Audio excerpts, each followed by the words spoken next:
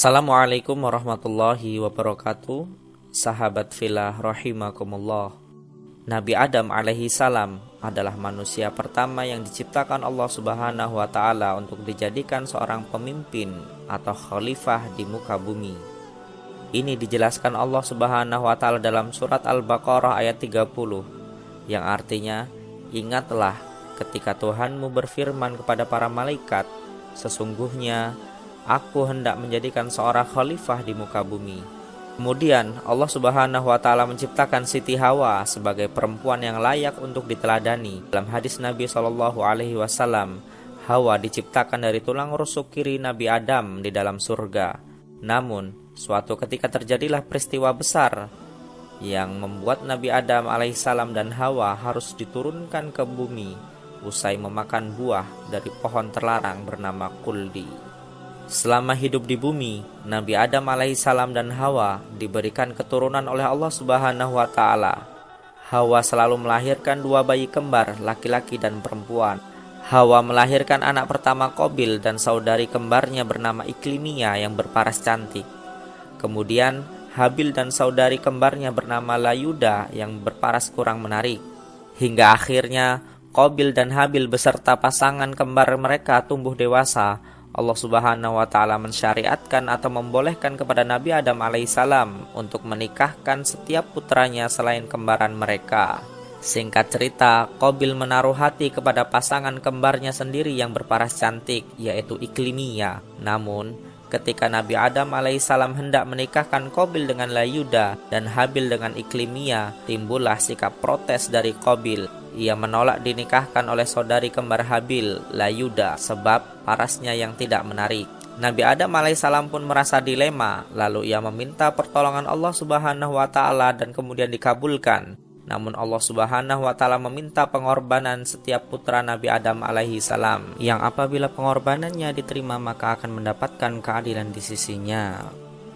Qabil yang merupakan seorang petani berkurban dengan hasil panen biji-bijian dengan kualitas yang buruk. Dia bahkan tidak mementingkan apakah kurbannya akan diterima atau tidak, sebab rasa sombong sudah menguasai dirinya. Sedangkan Habil yang seorang peternak berkurban seekor binatang, ada yang menyebutnya kambing atau unta terbaik dari ternaknya. Setelah kurban mereka dipersembahkan, Allah Subhanahu wa taala hanya menerima kurban yang Habil berikan. Itu tandanya Habil akan menikahi Iklimia dan Qabil dengan Layuda. Qabil justru marah karena tak dapat menikahi saudari kembarnya yang cantik. Dengan penuh amarah, Qabil pun mendatangi Habil dan berkata, "Aku akan membunuhmu. Aku tak mau melihatmu bahagia sementara aku tak bahagia." Allah Subhanahu wa taala menceritakannya dalam surat Al-Maidah ayat yang ke-27. Ceritakanlah kepada mereka kisah kedua putra Adam, Qabil dan Habil dengan sebenarnya. Ketika keduanya mempersembahkan kurban, maka diterima dari salah satunya dan tidak diterima dari yang lainnya. Maka berkata yang tidak diterima kurbannya, "Sungguh aku akan membunuhmu." Dan berkata yang diterima kurbannya, "Sesungguhnya Allah hanya menerima kurban dari orang-orang yang bertakwa." Habil justru merasa iba dengan kemarahan Qabil dan selalu mencoba menyadarkan Qabil atas niat untuk membunuh dirinya agar tidak terjatuh pada dosa dan membuat Allah Subhanahu wa taala murka. Allah Subhanahu wa taala berfirman dalam surat Al-Maidah ayat ke-28 sampai ke-29, "Sungguh kalau kamu menggerakkan tanganmu untuk membunuhku, sekali-kali aku tidak menggerakkan tanganku untuk membunuhmu. Sesungguhnya aku takut kepada Allah Rabb semesta alam. Sesungguhnya aku ingin agar kamu kembali dengan membawa dosa pembunuhan ini dan dosa kamu sendiri yang lain. Maka kamu menjadi penghuni neraka. Dan yang demikian itulah pembalasan bagi orang-orang yang zalim." Namun, sepertinya nasihat Habil tidak didengar.